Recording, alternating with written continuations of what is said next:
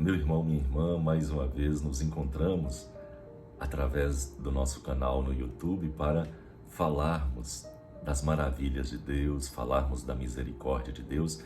E nesse primeiro domingo da Quaresma, queremos falar sobre um tema importantíssimo que é a conversão.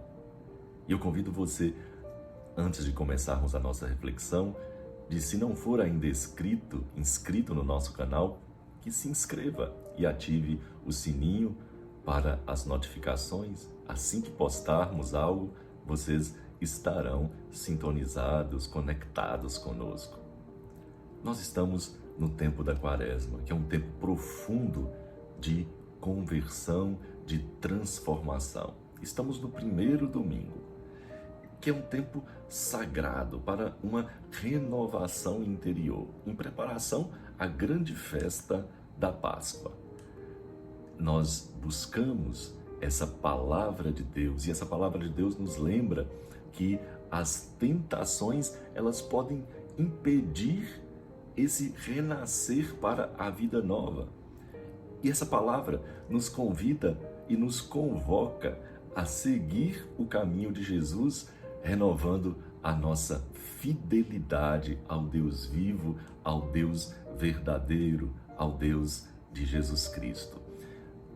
A liturgia da palavra nos ajuda a entender o significado dessa metanoia, dessa conversão, dessa mudança de vida, onde esse tempo propício da Quaresma, esse tempo favorável a nós, possa nos ajudar nesse processo de mudança interior, de ressignificação de vida, de limpeza da nossa casa interior, para acolhermos e celebrarmos a Páscoa da Ressurreição.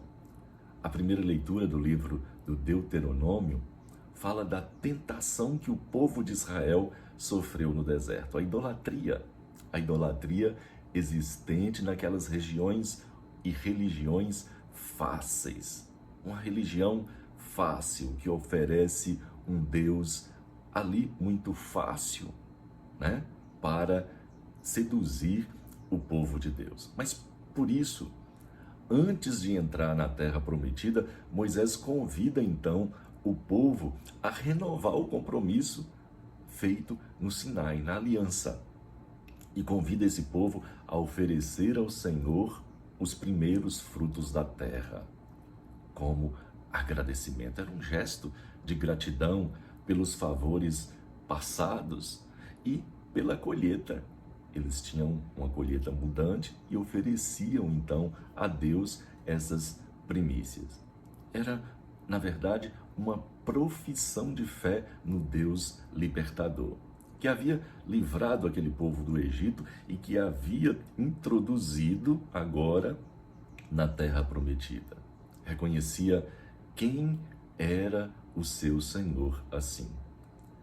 Meu irmão, minha irmã, ainda hoje nós somos tentados a deixar que outros deuses ocupem o lugar de Deus em nossa vida.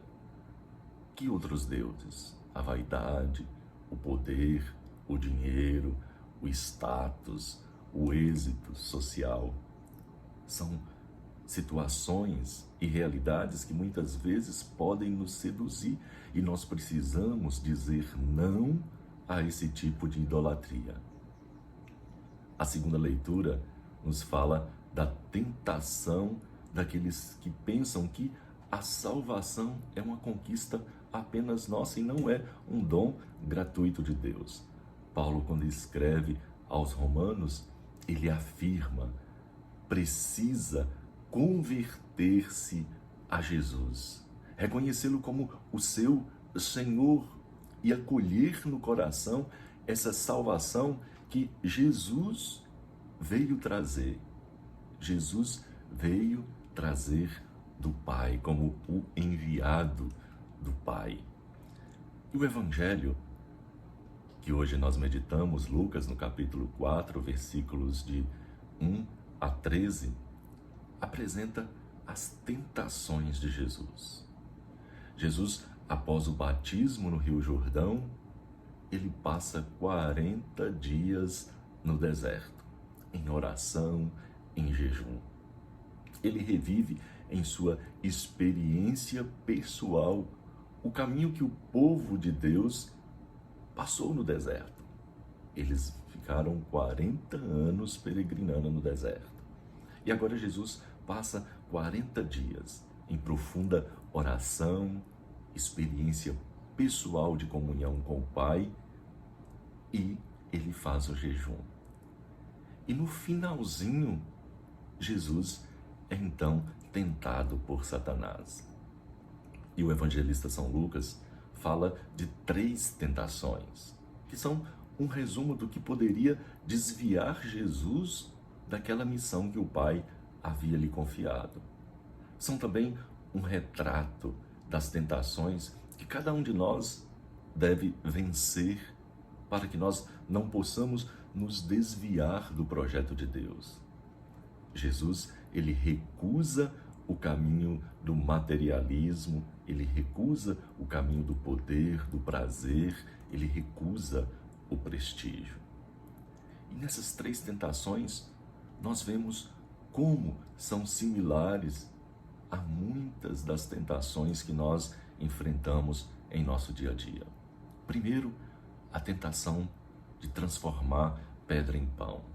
Mande que esta pedra se mude em pão, diz Satanás. Mas Jesus replica: não só de pão vive o homem, mas de toda palavra que sai da boca de Deus.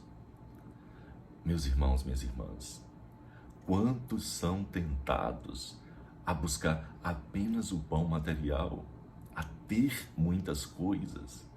É o materialismo que leva a perder a sensibilidade humana e espiritual. Não só de lucro deve viver o progresso, mas de tudo aquilo que respeita a dignidade dos filhos de Deus. A segunda tentação é o poder. Eu te darei todo esse poder e toda essa riqueza se te ajoelhares diante de mim e me adorar. Jesus então responde: adorarás somente o Senhor teu Deus e só a Ele servirá. Todos nós temos em nós aquela sede de domínio sobre os outros e frequentemente somos tentados a nos tornar donos na família, como pai, como mãe, donos dos filhos, o dono da esposa, dono da esposa, do esposo, na comunidade ser dono de um movimento, de uma pastoral, na sociedade como chefes de alguma coisa, com atitudes arrogantes, nas entidades com atitudes centralizadoras, querer ser dono, ter poder sobre as coisas, sobre até mesmo as pessoas. E a terceira tentação, o milagre. O diabo diz a Jesus: joga-te daqui para baixo. Deus dará ordem aos seus anjos para que te guardem. E Jesus mais uma vez diz: não tentarás o Senhor teu Deus. Ainda hoje nós somos levados a ter Deus como uma religião mais fácil, sem compromisso. Aquela religião que promete milagres, salvação, dinheiro, emprego, saúde, com aqueles ritos que são mais parecidos com superstições, com orações, entre aspas, milagrosas, aquelas orações de poder, até mesmo exigindo que Deus faça a nossa vontade e nos mande um santo milagreiro para atender aquilo que a gente está querendo.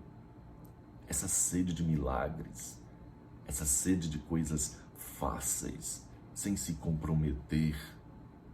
Meu irmão, minha irmã, depois de tê-lo tentado de todos os modos, o diabo afastou-se de Jesus até uma outra ocasião. Meu irmão, minha irmã, Jesus, no seu ministério, continuou a se defrontar com os poderes de Satanás, mas o derrotou com duas coisas: com oração e com confiança inabalável no Pai. As tentações, elas não acabaram. Elas continuam ainda hoje e elas são muito sedutoras. A tentação do ter, do ser, do poder. Muitas vezes a gente costuma pintar o diabo com aquela cara de mal, com rabo, com chifre, com tridente na mão. Mas não está certo não, essa imagem que a gente coloca, o cinema, os filmes, as pinturas. Pois se o diabo fosse tão feio assim, ele espantaria as pessoas, a gente fugiria das tentações dele. Nas tentações, o diabo sempre vem bonitinho. Ele vem com uma proposta muito atraente. As tentações, elas sempre vêm disfarçada de nomes simpáticos.